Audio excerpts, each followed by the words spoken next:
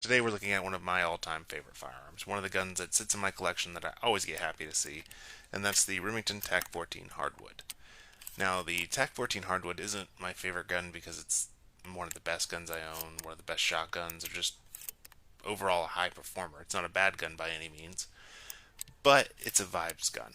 Much like the Firestar we talked about last week, the TAC-14 Hardwood is a vibes gun. It's got a wooden foregrip pump and this wooden bird's head style grip, much like the CAC Raptor grip you'll find on the original TAC-14. Now, outside of the wood, it also comes with this +1 extension for a total capacity of 5 rounds, and it also has a front sling loop that doubles as a handguard. I'm currently using the Magpul MS-1 sling on this gun, and it works quite well for my purposes. Now, it's very clear Remington was chasing a vibe with the TAC-14 Hardwood, and that vibe was the witness protection shotguns.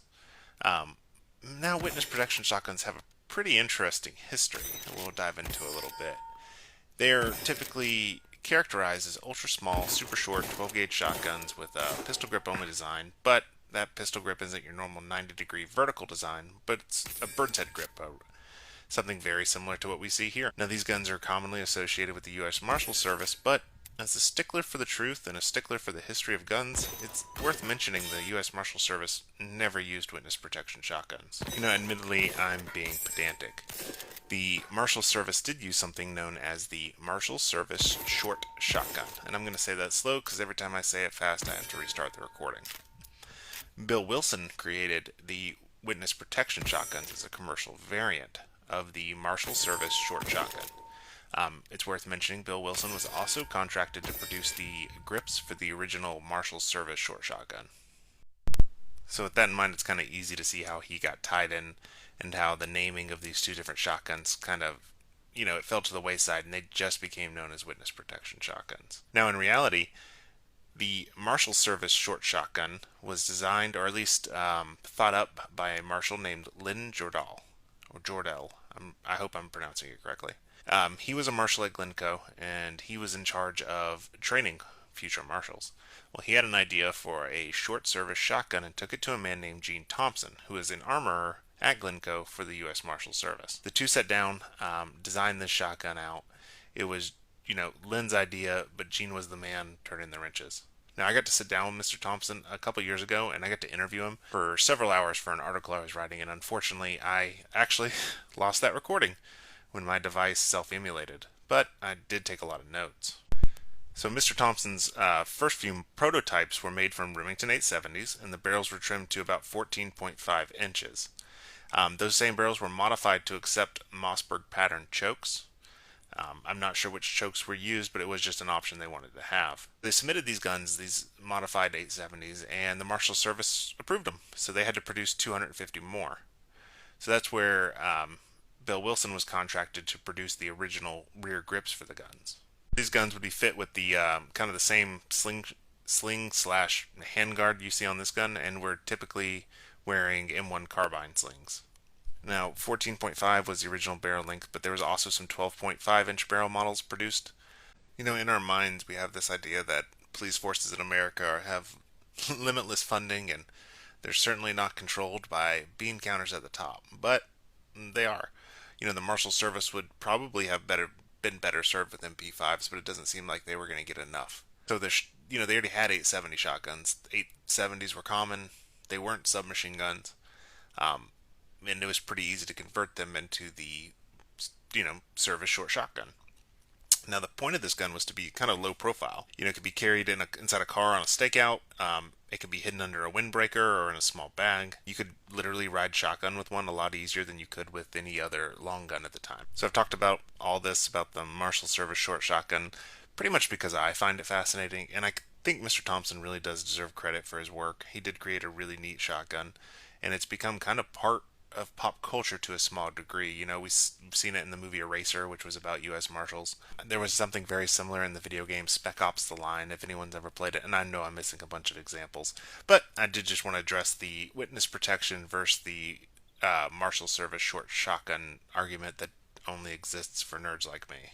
While the TAC-14 Hardwood does give off the witness protection slash service short shotgun vibes, it's not identical clone to those guns. It's as close as you can get without a TAC stamp. It's not even a shotgun. It's a firearm according to the law. The legal definition of a shotgun requires it to have or have had a stock. If an 870 receiver has never had a stock attached, it's not a shotgun. If it's not a shotgun, it's not required to have a barrel that is at least 18 inches long to avoid a tax stamp. That's how we get away with these 14-inch barrel firearms that both Mossberg and Remington produced in great numbers, and they've clearly proven to be very popular. Now, the measurement that is important is the overall length. It must be over 26 inches long, or it's considered an any other weapon, or AOW. It's also a Title II firearm that requires a tax stamp, and no one wants to run afoul of the NFA. The overall length of this gun is 26.3 inches. First off, the big major downside is that this is a Freedom Group Remington. So it pretty much rusts if you stare at it too hard. Even with that in mind, I really can't help but be enamored by the wood furniture, the hand stop / sling swivel, and just the overall appeal of the gun. It gives me those, Book of Eli vibes. Other downsides is the fact that, with the original TAC 14, we got a Magpul SGA pump. We don't have that here, so we don't have M-LOK slots to, attach accessories. You can attach a sling a lot easier, though, compared to the original TAC 14, so that's nice. Then again, do we really want to attach accessories to this thing? It's clearly not necessarily a serious working gun. It's more of a range toy, more of something that appeals to guys like me who want a witness protection shotgun but never got one, and certainly won't pay for the price of one at the current market rate. Wood furniture has its own challenges, admittedly. It's going to ding easier. It can be affected by water. It'll break faster than plastic. But again, this isn't a hard use gun. I'm not jumping into Fallujah with it. The gun retains the same ergonomics of the 870. It's got the typical crossbolt safety, the awkwardly placed pump release, but we do get a very slick action. It's kind of free from slop, which a lot of shotguns do have. Up top, we get the bead that sits on a pedestal, and that's about all. There's not a whole lot going on with this gun. It's just really a small, short 870. So what's something like the TAC 14 good for, or the Shockwave, or any of these pistol grip only firearms? Common knowledge says that pistol grip only shotguns are tough to shoot, slow to shoot, and generally just a lot less efficient than a stock shotgun. And that's mostly true. With a standard pistol grip, these guns get awfully painful and also very awkward. But the Raptor style grip or the Bird's Head style grip, it's something different entirely. It doesn't push the recoil directly into your wrist, so it's not painful by any means. The grip allows you to assume like a normal shooting stance as if the gun has a stock. So you can aim down the barrel, aim down the bead, and use this gun quite effectively. Now you have to assume something called the push-pull technique. Rob Hott of SimTac Consulting invented this technique as a means to mitigate recoil on a 12-gauge shotgun. It works very, very well, and it works so good that you can actually aim and shoot these shotguns quite quickly and quite effectively if you can push and pull at the same time. We're pushing on the pump. We're going to push the gun forward. But then on the rear end of that rear grip, we're going to pull that backwards. So we're kind of like stretching the gun. We're creating this tension, and that's what creates the recoil mitigation.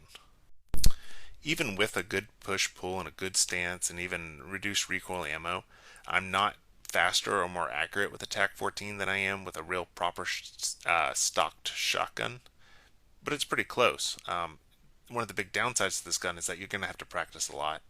You need lots and lots of practice, and you'll lose skill with this gun very quickly. I would say it's more perishable than handgun shooting skills. Let's assume you're well practiced with the push-pull, you're competent with this weapon.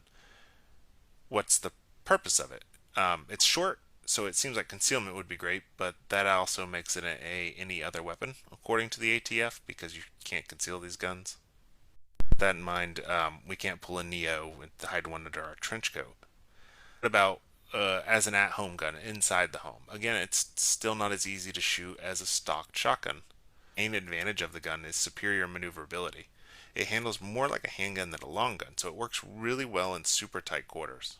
Of 12-gauge firearms really do work best at pistol ranges. They're kind of like, if this was rock, paper, scissors, the TAC 14s would be the rock and the pistols would be the scissors. Wielded at close range easily and kind of give you a sledgehammer's worth of power per trigger pull. At pistol range, it's maneuverable, but also much more capable than a pistol, because if I'm using buckshot, every time I press that trigger, I'm firing 8 or 9 pellets. Because it's also, a pistol grip only shotgun, after you shoot all 5 rounds, you might as well ditch it. It's very awkward and very kind of slow to reload. If I was in a fight, I want a handgun with me because I'm going to shoot 5 rounds out of this gun, toss it to the ground, and switch to a handgun. For a gun owner, it doesn't offer much appeal compared to other options. It does require 2 hands at all times.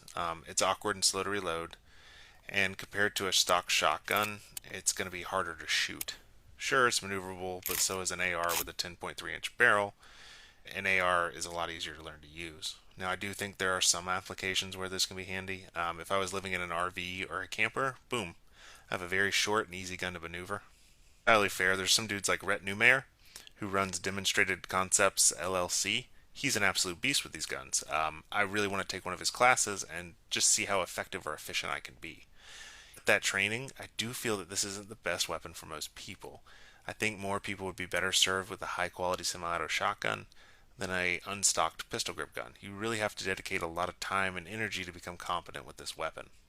A lot, and I haven't broken one out in a long time, and as you can see, I struggle with it here and there.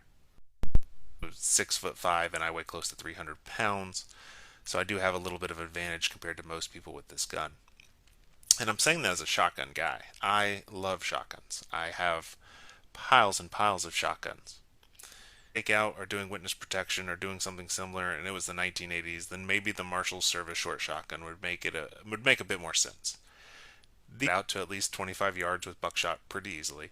It's fun to shoot, and it does definitely have a cool vibe. I wouldn't suggest it for home defense. The Hardwood model in particular is a great range toy. It does let you play, U.S. Marshal in the 1980s, and that can be fun, and that's fine. If you want to LARP at the range, I'm all for it. Grab your Marshall's Windbreaker, your 9-pellet buckshot, and let it fly. So I love this weapon. I wouldn't suggest it for most, especially since I don't know how many Remington made, and it seems like these things are climbing in price kind of crazy. It's really better just to buy a normal TAC 14 and put the wood furniture on it if that's your goal, and that's not hard to do. Close on the fact that this could be a very capable defensive firearm, but it's not for everyone. It's not an egalitarian weapon. So with that in mind, if you do choose it, make sure you get training, make sure you get tons of practice. If you're on the fence, I would still suggest most people go with that 10.3-inch AR, but that's just me. So let me know in the comments what you think, and thanks for watching.